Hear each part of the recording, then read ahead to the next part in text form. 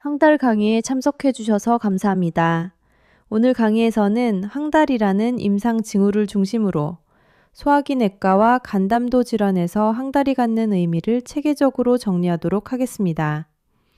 기초 수준의 내용부터 시작하여 임상에서 황달을 어떻게 이해하고 접근해야 하는지 차근차근 살펴보겠습니다. 이제 가장 기본적인 질문부터 정리하겠습니다. 황달이란 무엇인가 하는 정의입니다. 황달이라는 용어는 영어로 존디스, 프랑스어 자우니스에서 유래하여 말 그대로 노란색, 즉 황색을 의미하는 말에서 나왔습니다. 의학 용어로는 이크테루스라고도 부릅니다. 임상적으로 황달은 피부와 눈의 공막이 비정상적으로 노랗게 착색된 상태를 말합니다. 특히 눈의 공막, 즉 흰자위가 노랗게 보이는지가 진단에 중요합니다. 피부색은 개인차나 멜라닌 색소의 영향을 많이 받기 때문에 공막의 황색 변화를 더 신뢰할 수 있습니다. 또 한 가지, 소변색의 변화도 자주 동반됩니다. 혈중 빌리루빈 농도가 상승하여 수용성 직접 빌리루빈이 소변으로 배설되면 소변이 짙은 갈색이나 콜라색에 가까운 색조를 띠게 됩니다. 정리하면 황달은 혈중 빌리루빈 증가로 인해 피부와 공막이 황색을 띠고 종종 소변색이 짙어지는 임상 징후라고 이해하시면 되겠습니다. 이제 이 황달이 왜 발생하는지 그 병태 생리를 차례로 살펴보겠습니다. 지금까지는 황달의 겉모습을 정의했다면 이제 그 배경에 있는 기본 기전을 간단히 연결해 보겠습니다. 황달의 본질은 빌리루빈이 체내에 과다하게 축적된 상태입니다. 빌리루빈은 적혈구가 파괴된 뒤 햄이 분해되면서 생성되는 색소이고 정상적으로는 간에서 처리되어 담즙을 통해 배설됩니다. 따라서 피부와 공막이 노랗게 보인다는 것은 혈액 속 빌리루빈 농도가 일정 수준 이상으로 상승하여 조직에까지 침착되었음을 의미합니다. 이 과정에서 가장 핵심적인 장기가 바로 간과 담독에, 즉 담낭과 담관입니다. 임상적으로는 간세포 손상, 담도 폐쇄 또는 그 이전 단계인 용혈 증가와 같이 빌리루빈의 생성과 처리, 배설, 어느 한 지점에 이상이 생겼을 때 황달이 발생합니다. 이제부터는 이러한 빌리루빈 대사가 어떻게 진행되는지 살펴본 뒤 각각의 장애 지점에서 어떤 유형의 황달이 나타나는지 순서대로 정리하겠습니다. 이제 황달을 볼 때 임상가가 어떤 순서로 사고해야 하는지 정리하겠습니다. 먼저 황달 환자를 만나면 단순한 색깔 변화로 볼 것이 아니라 간부전이나 폐혈증, 폐혈 쇼크와 같이 즉각적인 처치가 필요한 상황인지부터 감별해야 합니다. 의식 변화, 혈압 저하, 출혈 경향, 발열과 같은 전신 징후가 동반되는지 면밀히 확인하셔야 합니다. 2단계에서 위중도가 높다고 판단되면 원인 규명보다 먼저 활력 징후 안정화와 집중 치료가 우선입니다. 두 번째는 실제로 진짜 황달이 맞는지 확인하는 과정입니다. 피부가 다소 노랗게 보이더라도 공막의 색이 정상이라면 카로틴 혈증과 같은 가성 황달 가능성을 먼저 고려해야 합니다. 당근, 호박, 영양제 등에 의한 피부 색변화는 공막에는 영향을 주지 않기 때문입니다. 마지막으로 공막 변색이 분명한 진성 황달이라고 판단되면 빌리루빈의 생성, 간내 대사, 담즙 배설 중 어느 단계에 장애가 있는지 구분하는 것이 다음 단계입니다. 이 구분을 통해 용혈성 황달, 간세포성 황달, 담도 폐쇄성 황달 등 주요 유발 요인의 병태 생리를 체계적으로 접근할 수 있게 됩니다. 이제 이러한 분류의 기준이 되는 빌리루빈 대사 과정을 살펴보겠습니다.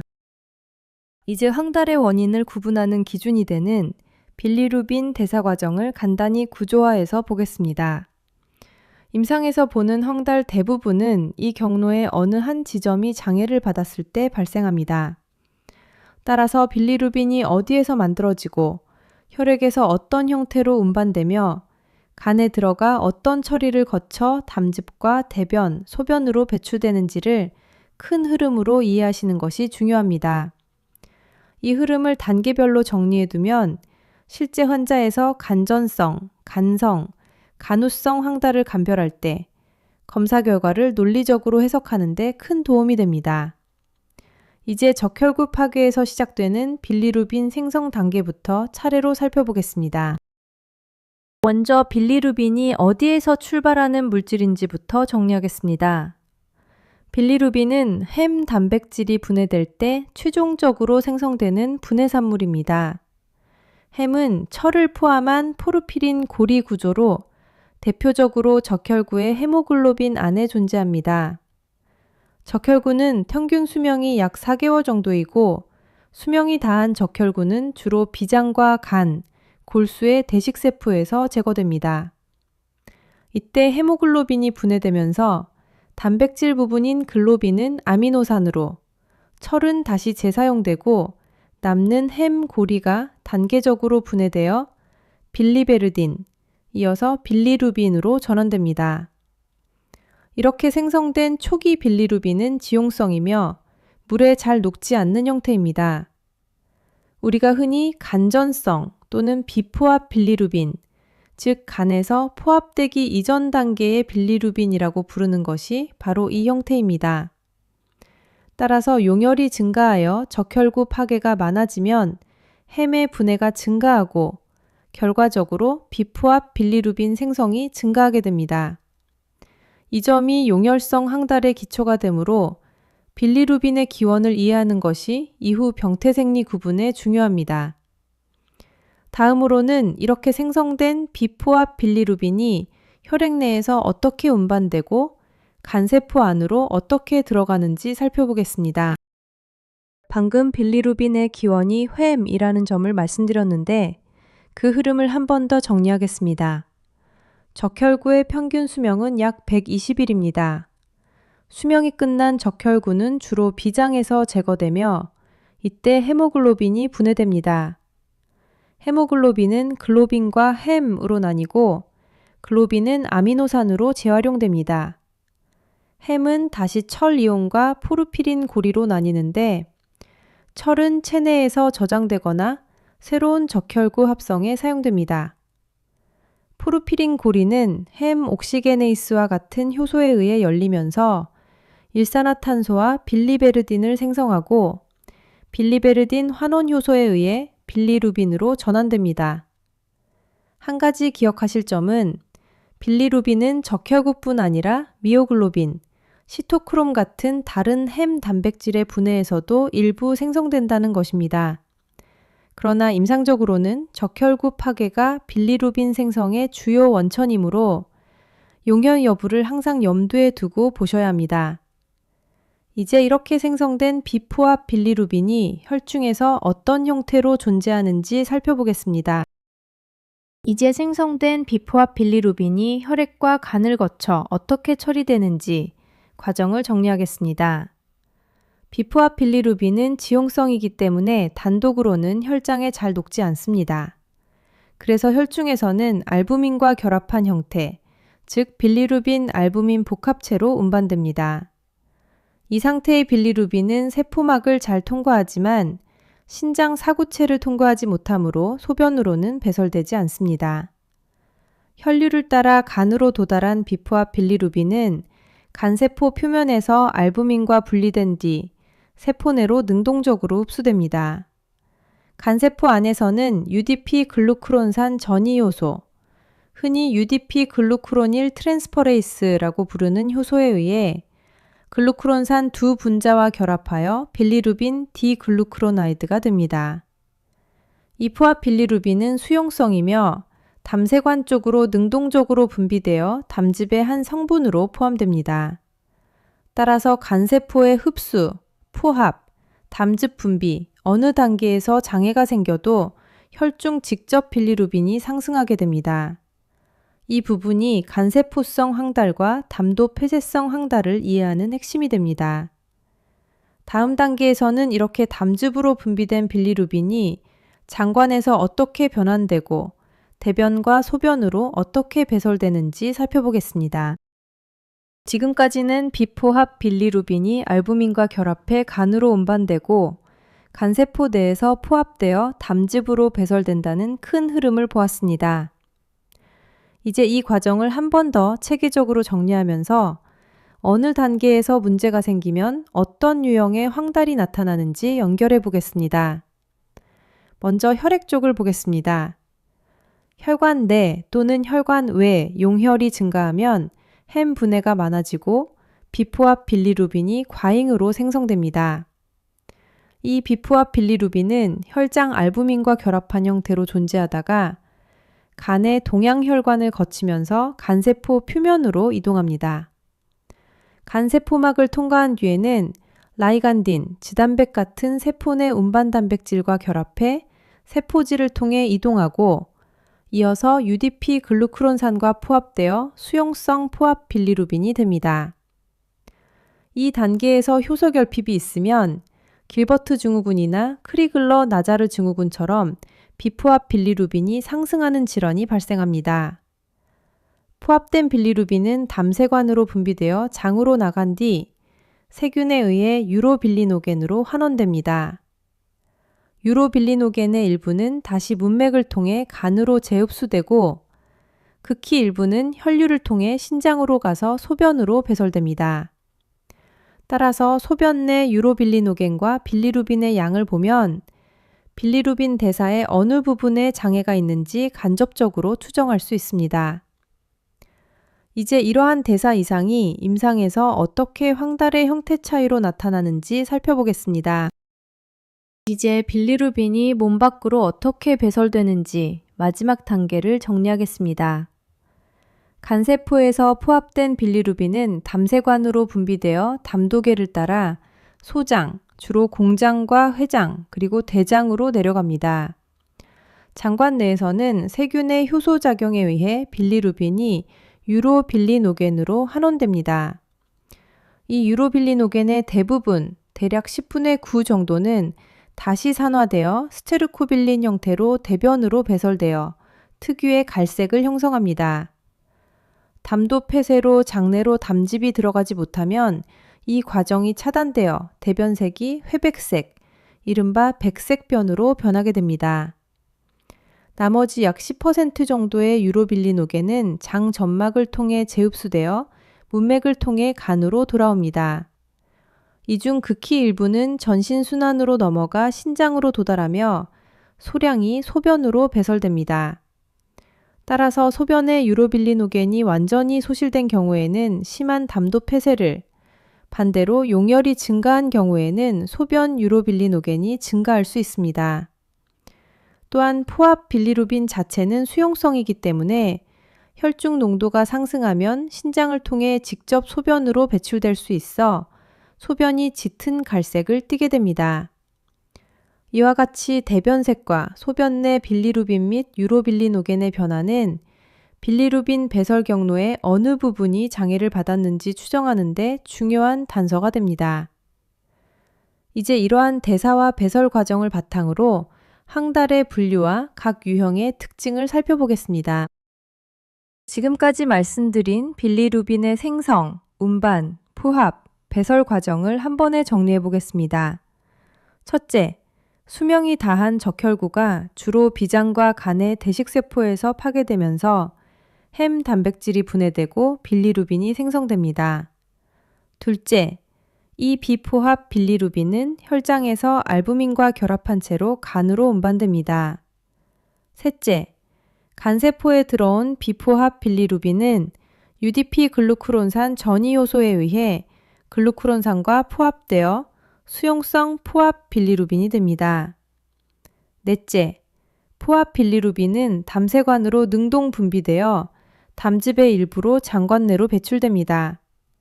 다섯째, 장 내에서는 세균이 글루크론산을 제거하여 빌리루빈을 유로빌리노겐으로 전환시키고 이 중 대부분은 산화되어 스테르코빌린이 되어 대변으로 배설됩니다. 여섯째, 일부 유로빌리노겐은 재흡수되어 문맥을 통해 간으로 돌아가 장간 순환에 참여하고 극히 일부는 전신순환을 거쳐 신장으로 가 소변으로 배설됩니다. 이 연속된 경로를 이해하고 계시면 어느 단계의 장애가 생겼는지에 따라 비포합 빌리루빈 우세황달인지, 포합 빌리루빈 우세황달인지, 또 소변과 대변색이 어떻게 변하는지를 논리적으로 예측하실 수 있습니다. 이제 이 경로를 기반으로 항달의 분류 체계를 살펴보겠습니다. 지금까지는 빌리루빈 대사라는 기초 구조를 정리했습니다. 이제부터는 이 지식을 실제 환자 진료에 어떻게 활용할 것인지 이 강의의 목표를 분명히 하겠습니다. 첫 번째 핵심 성과는 항달이 있는 환자를 보았을 때 원인을 체계적으로 감별 진단할 수 있는 능력을 갖추는 것입니다. 즉, 이 환자의 황달이 간전성, 간성, 간후성 가운데 어디에 속하는지, 그리고 구체적으로 어떤 질환을 우선 의심해야 하는지 임상적으로 판단할 수 있어야 합니다. 이를 위해 병력 청취, 신체 진찰, 기본 혈액 검사와 영상 검사 결과를 빌리루빈 대사 단계에 맞추어 해석하는 훈련이 필요합니다. 두 번째 성과는 황달과 동반된 다양한 증상의 발생 기전을 설명할 수 있는 것입니다. 피로감, 소양증, 회색변, 짙은 소변색, 출혈 경향, 의식 변화 등 개별 증상이 빌리루빈 대사와 간 기능 장애 중 어느 부분과 연결되는지 논리적으로 설명할 수 있어야 합니다. 이 두 가지를 목표로 다음부터는 황달의 분류, 각 유형의 특징, 그리고 실제 진료에서의 접근 방법을 단계적으로 살펴보겠습니다. 방금 핵심 성과를 큰 틀에서 말씀드렸다면 이제 이 강의를 통해 실제로 어떤 능력을 갖추게 될 것인지 조금 더 구체화하겠습니다. 첫째, 여러 황달 원인 가운데 즉각적인 응급처치가 필요한 상황을 우선 식별할 수 있어야 합니다. 예를 들어 급성 간부전, 폐혈성 쇼크를 동반한 담도 감염, 혹은 파행성 담도 폐쇄처럼 시간을 다투는 질환을 초기에 구분해내는 능력입니다. 둘째, 가성 황달과 진성 황달을 감별할 수 있어야 합니다. 피부색의 변화만으로 판단하지 않고 공막색, 소변색, 전신 상태를 종합하여 실제 빌리루빈 상승이 있는지 구분하는 과정입니다. 셋째, 병태 생리에 근거한 병력 청취를 할 수 있어야 합니다. 증상의 시작 시점, 진행 속도, 동반되는 발열, 통증, 체중 감소, 약제 복용력 등을 통해 간전성, 간성, 간후성 황달 가능성을 체계적으로 좁혀가는 능력입니다. 넷째, 병태 생리와 해부학적 구조를 연계하여 원인을 추정하고 이에 맞추어 필요한 검사를 선택할 수 있어야 합니다. 혈액 검사, 복부 초음파, 컴퓨터 단층 촬영, 내시경 역행성 담체관조 영술 등에서 무엇을 먼저 시행할지 판단하는 기준을 갖추게 됩니다. 마지막으로 이렇게 정리된 진단 과정을 토대로 황달의 원인에 따른 치료 계획을 합리적으로 세울 수 있는 것이 이 강의의 구체적인 목표입니다. 이제 이러한 목표를 염두에 두고 황달의 분류와 각 유형의 특징을 하나씩 살펴보겠습니다. 이제부터는 실제 임상에서 황달 환자를 처음 만났을 때 어떤 사고 과정을 거쳐 원인을 좁혀갈 것인지 흐름을 보겠습니다. 출발점은 매우 단순합니다. 환자가 이렇게 말합니다. 피부가 노래졌어요. 이 한마디에서부터 감별 진단이 시작됩니다. 첫 단계는 이것이 진짜 빌리루빈 증가에 의한 황달인지 아니면 가성 황달인지 구분하는 것입니다. 당근, 호박, 비타민 A 제제의 과다 섭취나 특정 약제, 예를 들어 퀴나크린 같은 약에 의해 카로틴 피부증이 생기면 피부는 노래 보이지만 공막은 노랗지 않습니다. 소변 색변화도 없고 혈중 빌리루빈도 정상입니다. 이 경우에는 황달이 아니라 피부 색소 변화일 뿐입니다. 반대로 공막까지 노랗고 소변색이 짙으며 혈액 검사에서 빌리루빈 상승이 확인되면 진성 황달로 판단하고 그 다음 단계의 분류로 넘어가야 합니다.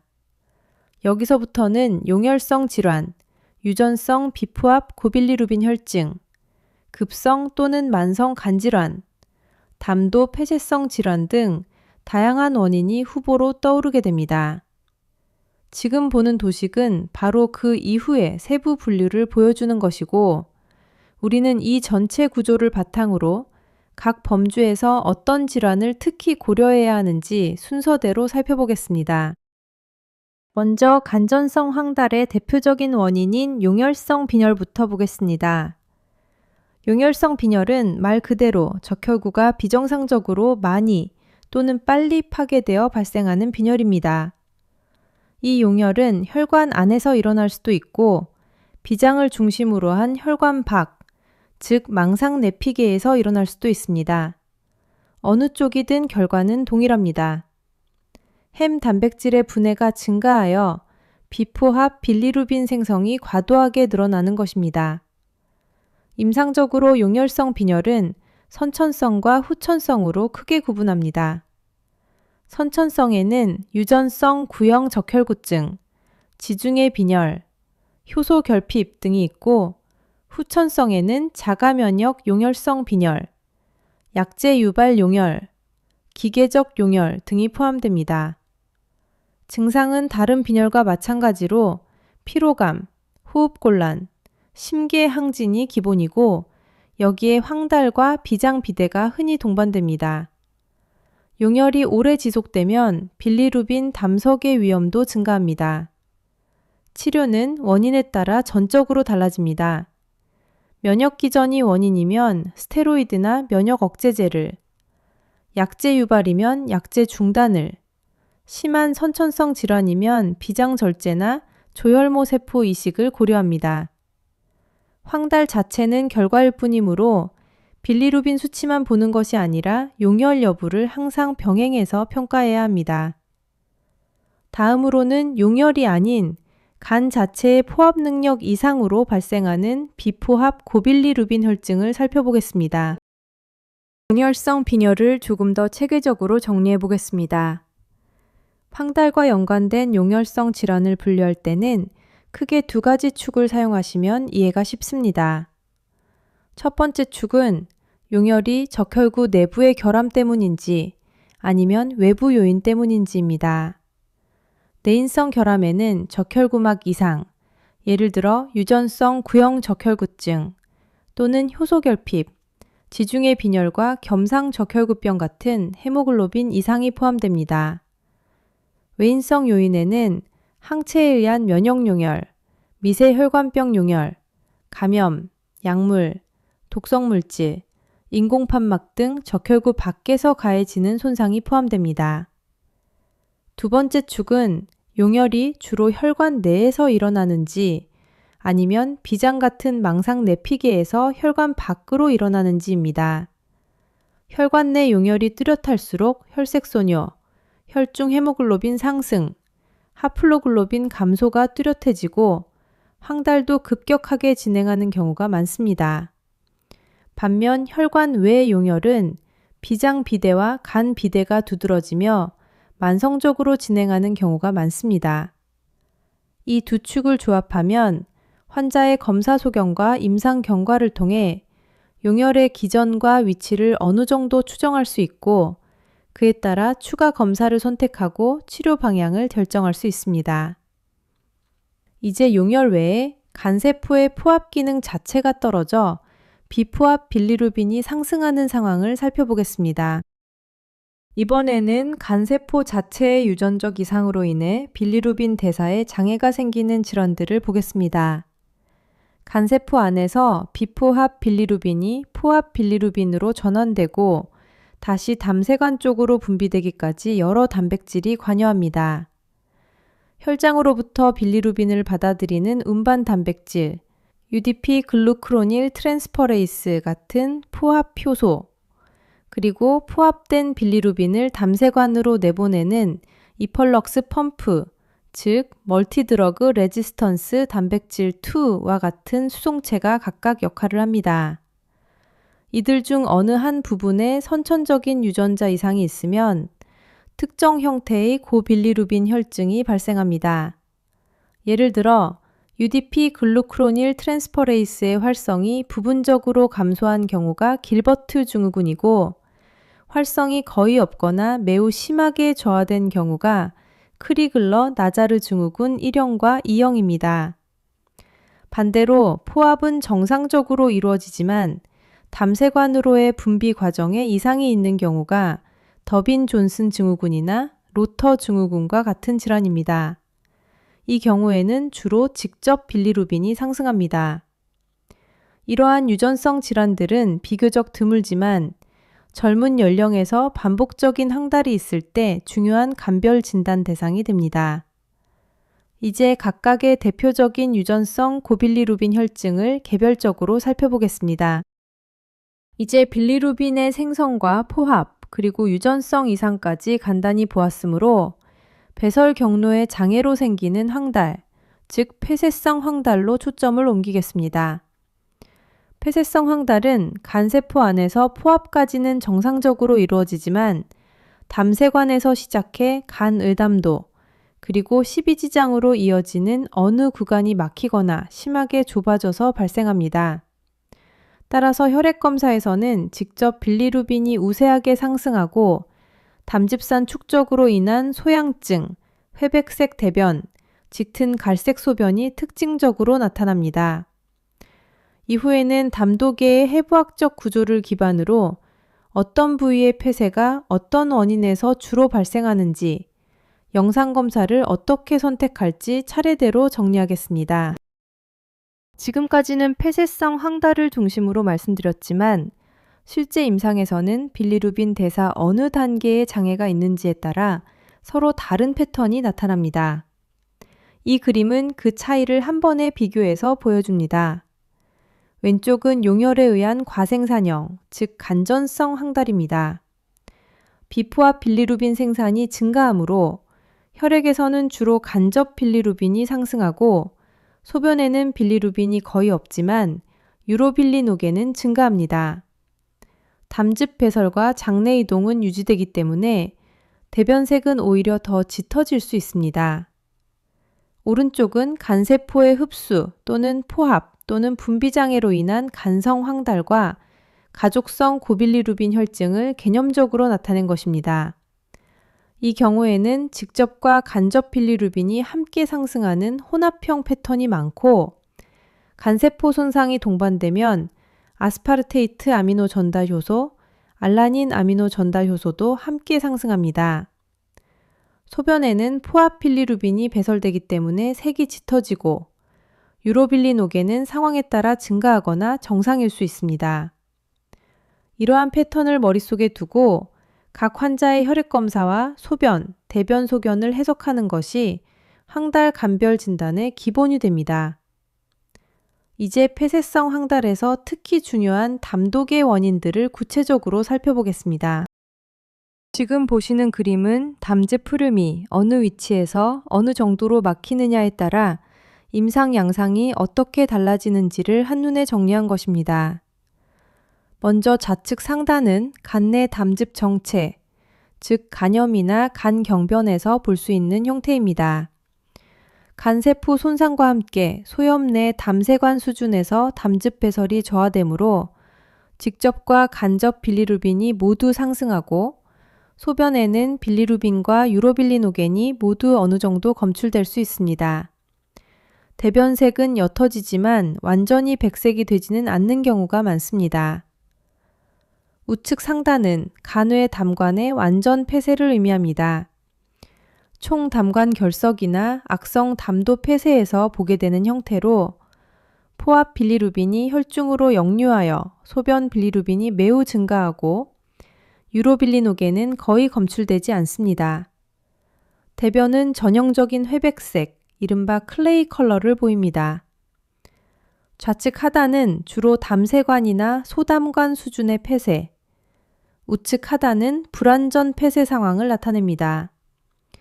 이 경우 소변 빌리루빈은 증가하지만 장으로 일부 담즙이 도달하기 때문에 유로빌리노겐과 대변색은 환자마다 변동이 있을 수 있습니다.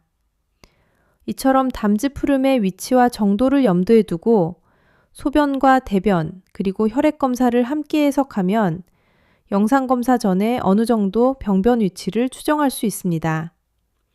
다음 단계에서는 이 정보를 실제 진찰과 병력 청취에서 어떻게 활용할지 정리하겠습니다. 지금까지 개별 사례와 기전을 따로 살펴보셨는데 이제 이를 하나의 도식으로 정리해 보겠습니다. 항달이 관찰되면 먼저 비포합 빌리루빈이 우세한지 포합 빌리루빈이 우세한지 확인합니다. 비포합 우세이면 용혈성, 즉 간전성 항달과 길버트 증후군 같은 포합 장애를 우선 고려합니다. 포합 또는 혼합형이면 간세포성 혹은 폐쇄성 항달 가능성이 커집니다. 간세포성 항달에서는 급성 만성 간염, 간경변, 간세포암을, 폐쇄성 항달에서는 총담관 결석, 쇄두부암, 담관암, 담관 협착과 같은 간의 담도 폐쇄를 대표적인 원인으로 생각하시면 됩니다. 이 도식은 황달이라는 하나의 소견을 간전성, 간성, 간우성이라는 세 갈래로 나누고 각 갈래에서 주요 원인 질환으로 다시 세분화하는 사고의 지도를 보여줍니다. 이제 이 구조를 실제 병력 청취와 신체 진찰에 어떻게 적용할지 살펴보겠습니다. 이제부터는 병태 생리적인 분류를 실제 진료 현장에서 어떻게 활용할 것인지, 즉 환자 상담과 병력 청취 단계로 옮겨가겠습니다.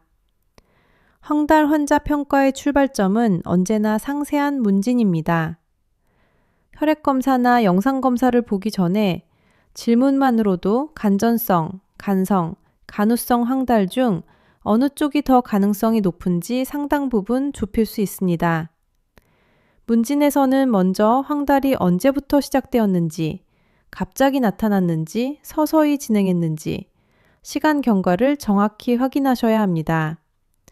동시에 우상복부 통증, 발열, 오한, 체중 감소, 소변색과 대변색 변화, 소양증, 의식 변화 여부를 체계적으로 질문합니다. 또한 음주력, 약물 복용력, 한약과 건강보조식품 사용, 최근 수혈이나 수술, 여행력, 가족력 등 위험 인자를 구조화해서 묻는 것이 필요합니다. 이 정보들이 앞에서 정리한 도식, 즉 간전성, 간성, 간우성 황달의 분류와 연결되면서 이후 어떤 검사를 선택할지, 어떤 질환을 우선 설명해야 할지 방향을 결정하게 됩니다. 다음에서는 각 범주별로 어떤 질문이 특히 중요한지 구체적인 문진 항목을 정리하겠습니다. 병력 청취에서 황달 환자를 대할 때에는 몇 가지 목표를 명확히 하시는 것이 좋습니다. 첫째, 초기 환자 관계를 형성하면서 환자가 지금 무엇 때문에 진료를 받으러 왔는지, 스스로 가장 문제라고 느끼는 점이 무엇인지 분명히 확인해야 합니다. 단순히 노래졌다는 표현 뒤에 피로감, 통증, 발열, 체중 감소 등 여러 증상이 숨겨져 있을 수 있습니다. 둘째, 주증상을 중심으로 시간 경과를 정리합니다. 언제 처음 노랗다는 이야기를 들었는지, 그 이전에 어떤 증상이 선행했는지, 증상이 일정한지 악화되는지 구체적으로 묻습니다. 셋째, 유발 요인의 병태 생리를 염두에 두고 질문합니다. 예를 들어 최근 약제 복용은 약제성 간 손상을, 상복부 통증과 발열은 담도 감염을, 전신 가려움은 담즙 정체를 시사할 수 있습니다. 마지막으로 개인력, 가족력, 과거력, 수술력 등을 통해 원인 장기를 추정합니다. 음주력과 바이러스 간 염력은 간세포성 황달을, 담낭 절제술 경력은 담도 협착 가능성을, 가족 내 유사 사례는 유전성 고빌리루빈 혈증을 떠올리게 합니다. 이렇게 정리된 병력이 이후 신체 진찰과 검사의 방향을 결정하게 됩니다. 병력 청취의 첫 단계는 의학적 질문이 아니라 기본적인 환자 관계를 형성하는 과정입니다. 황달 자체가 환자에게는 불안 요인이기 때문에 이 과정을 통해 진료 상황을 안정시키는 것이 중요합니다. 우선 본인을 명확하게 소개하고 환자의 성함을 확인하십시오. 예를 들어, 안녕하십니까. 저는 학생의사 10입니다. 라고 말한 뒤, 지금 몇 분 동안 진료를 진행해도 괜찮으시겠습니까? 라고 동의를 구하는 방식입니다. 이는 의사-환자 관계에서 역할과 책임을 분명히 하는 기본 절차입니다. 또한 진료 중 불편한 점이 있으면 언제든지 말씀해달라고 미리 안내함으로써 환자가 질문이나 우려를 표현할 수 있는 환경을 만들어 주어야 합니다. 이러한 초기 관계 형성이 잘 이루어져야 이후 황달의 원인을 파악하기 위한 민감한 질문들, 예를 들어 음주력이나 약물 복용력, 가족력 등에 대해서도 보다 정확한 정보를 얻을 수 있습니다.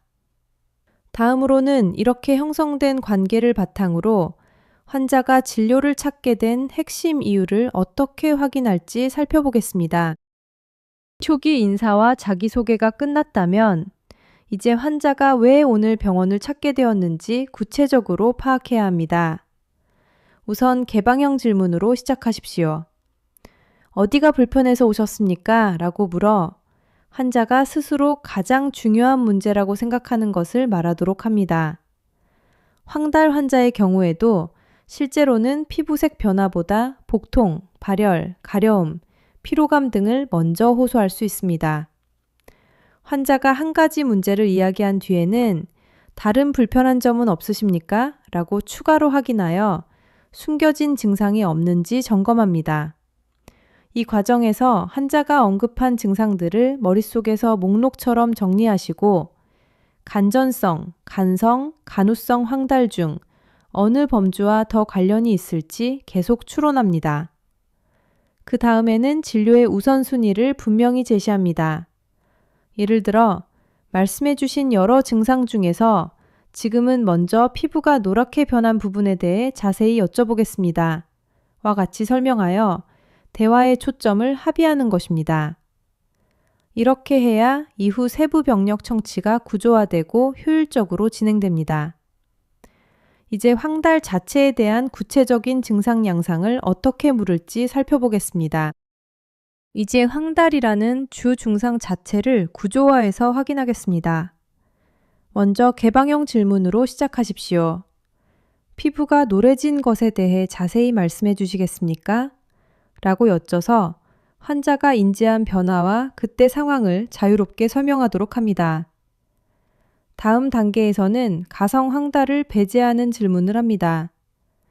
당근이나 호박, 오렌지, 영양제 등을 최근에 많이 드신 적은 없으십니까?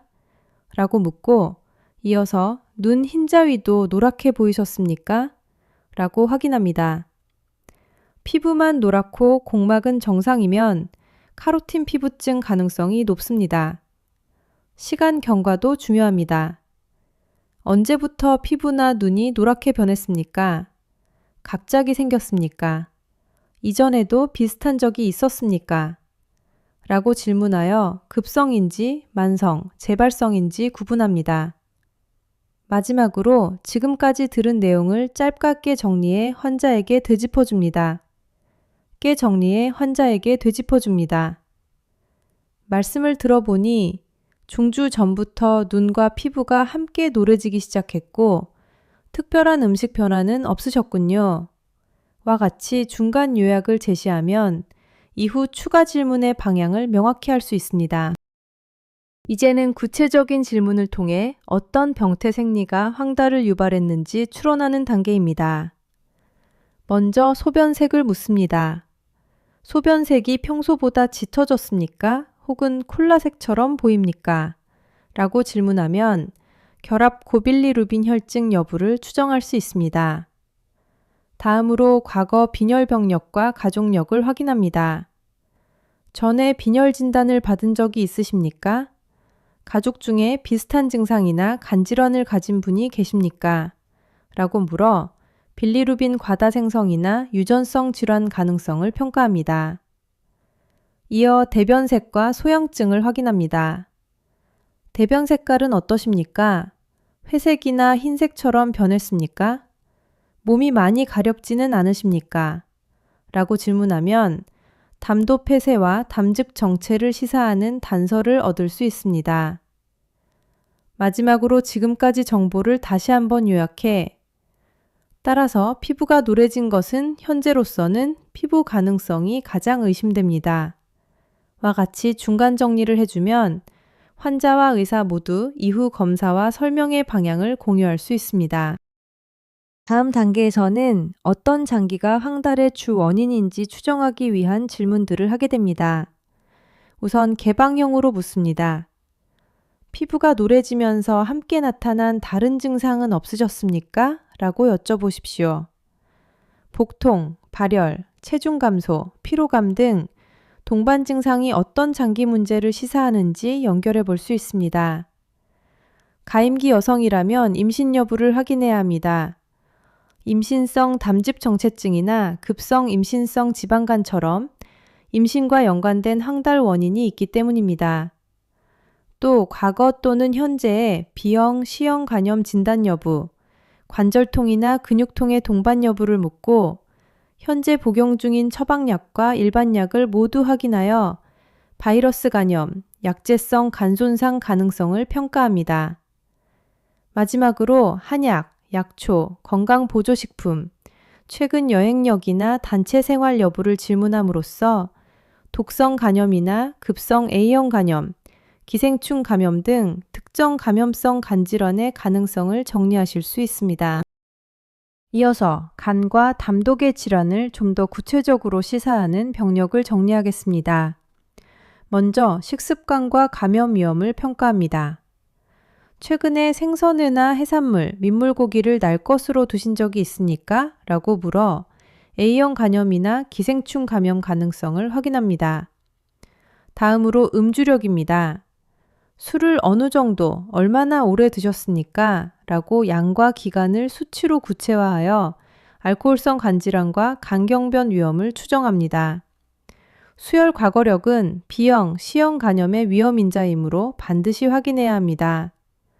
또한 최근 체중이 줄었습니까? 열은 나십니까? 우상복부 통증이 있습니까? 라는 질문을 통해 담관암, 담관염, 담낭염, 총담관 결석 가능성을 평가합니다. 마지막으로 간, 담낭, 담독의 수술력은 담관 협착이나 수술 후 합병증을 시사할 수 있으므로 이전에 관련 수술을 받은 적이 있으십니까? 라고 확인하고 지금까지의 병력을 다시 한번 요약해 환자와 공유하는 것이 좋습니다. 지금까지 황달과 직접 관련된 병력을 중심으로 보았고 여기에 더해 일반적인 개인력 정리가 필요합니다. 고혈압, 당뇨, 기존 간염 여부 같은 기저질환, 흡연과 음주 습관, 가족 내 간질환이나 혈액질환의 유무를 확인하십시오. 또한 장기 복용 약제, 항암제나 면역 억제제 투약력, 과거 수술력은 황달의 원인과 검사 선택, 치료 방침에 모두 영향을 미칩니다. 이러한 기본 정보까지 정리되어야 종합적인 간별 진단과 관리 계획을 세울 수 있습니다. 문진을 통해 황달의 가능한 원인을 어느 정도 좁혔다면 이제 신체 진찰로 그 가설을 확인하고 보완하는 단계로 넘어가야 합니다. 황달 환자의 신체 진찰은 단순히 피부색만 보는 것이 아니라 전신 상태와 간 담독의 징후를 체계적으로 평가하는 과정입니다. 의식 수준, 활력 징후, 출혈 경향, 복수나 부종 여부를 통해 중증도를 가늠하고 공막 황달, 피부 소양 흔적, 거미 혈관종, 수장 홍반, 비장 비대, 간 비대, 우상 복부 압통과 같은 소견을 차례로 확인해야 합니다. 이제 각각의 항목을 어떤 순서와 방법으로 진찰할지 구체적으로 살펴보겠습니다. 신체 진찰에 들어가기 전에 환자에게 절차를 간단히 설명하고 동의를 구하는 것이 필요합니다. 지금부터 진찰을 하려고 합니다. 괜찮으시겠습니까? 라고 먼저 말씀드리고 손을 씻는 모습을 환자에게 분명히 보여주십시오. 그 다음, 이쪽으로 누워주시겠습니까? 편하게 베개를 베고 두 무릎은 세워놓겠습니다. 와 같이 체위를 안내합니다. 복부 진찰이 필요하므로 배를 살펴봐야 해서 상의를 조금만 올리고 바지를 약간만 내려도 괜찮으시겠습니까? 라고 사전에 양해를 구하는 것이 중요합니다. 이러한 설명과 동의 과정이 있어야 이후 간과 비장, 복수 여부를 진찰할 때 환자가 불필요한 긴장 없이 협조할 수 있습니다. 신체 진찰에서는 먼저 황달 여부 자체를 객관적으로 확인하셔야 합니다. 우선 공막을 밝은 빛 아래에서 관찰하여 실제로 황달이 있는지 확인합니다. 피부색은 개인차가 크기 때문에 공막의 황색 변색이 진성 황달 판단에 가장 신뢰할 수 있는 기준입니다. 공막이 정상이라면 카로틴 피부층 같은 가성 황달을 다시 고려해야 합니다. 다음으로 손바닥과 가슴 앞부분 피부를 살펴 거미 혈관종이나 수장 홍반이 있는지 확인합니다. 이는 만성 간질환과 결합, 고빌리루빈 혈증, 즉 간세포성 황달을 시사하는 소견입니다. 활력 징후를 통해 혈압, 맥박, 체온, 호흡수를 평가하여 전신 상태와 폐혈증 여부, 빌리루빈 과다 증성에 따른 빈혈 동반 가능성을 추정합니다.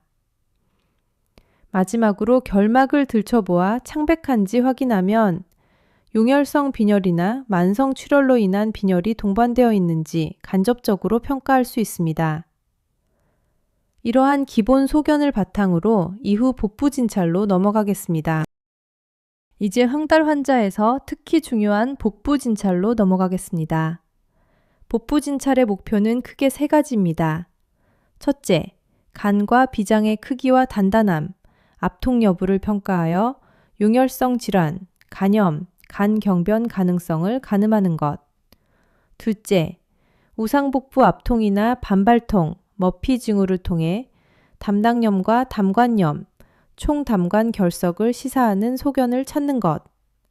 셋째, 복수나 복벽 정맥 곤충 같은 간 문맥 고혈압의 징후를 확인하는 것입니다. 시진, 청진, 타진, 촉진의 순서를 지키면서 앞서 문진을 통해 세운 가설을 하나씩 확인하거나 배제해 나가는 과정이라고 이해하시면 됩니다. 이제 각각의 항목을 조금 더 구체적으로 정리하겠습니다. 이제 마지막으로 황달 환자에게 어떤 내용을 설명하고 교육해야 하는지 정리하겠습니다. 황달은 단순한 피부 색 변화가 아니라 빌리루빈 대사와 간 담독의 기능 이상을 반영하는 하나의 징후입니다. 따라서 환자에게는 첫째, 현재 황달이 왜 생겼는지, 즉 의심되는 원인 장기와 병태 생리를 가능한 한 이해하기 쉬운 언어로 설명해야 합니다. 둘째, 추가로 필요한 검사와 그 목적을 분명히 알려야 합니다. 예를 들어 혈액검사, 초음파, 컴퓨터 단층 촬영, 내시경 역행성 담체관 조영술 각각이 무엇을 보기 위한 검사인지 설명하면 환자가 검사에 협조하는 데 도움이 됩니다.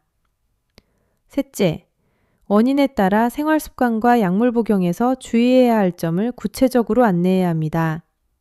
알코올 제한, 간독성 약제의 중단, 특정 음식이나 보조식품 회피, 필요시 입원 관찰의 필요성 등을 명확히 전달하는 것이 중요합니다.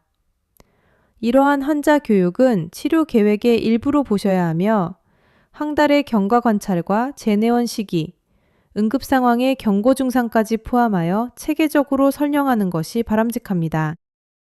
환자 교육에서 중요한 점은 의사가 알고 있는 정보를 일방적으로 전달하는 것이 아니라 환자가 이해하고 수용할 수 있는 형태로 구조화해 주는 것입니다.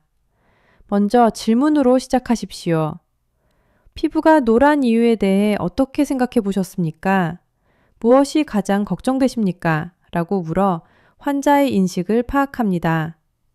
그 다음 현재까지의 병력과 진찰 결과를 근거로 지금까지로 보아서는 방팡 때문일 가능성이 가장 높습니다. 라고 추정 진단을 분명히 말씀드립니다.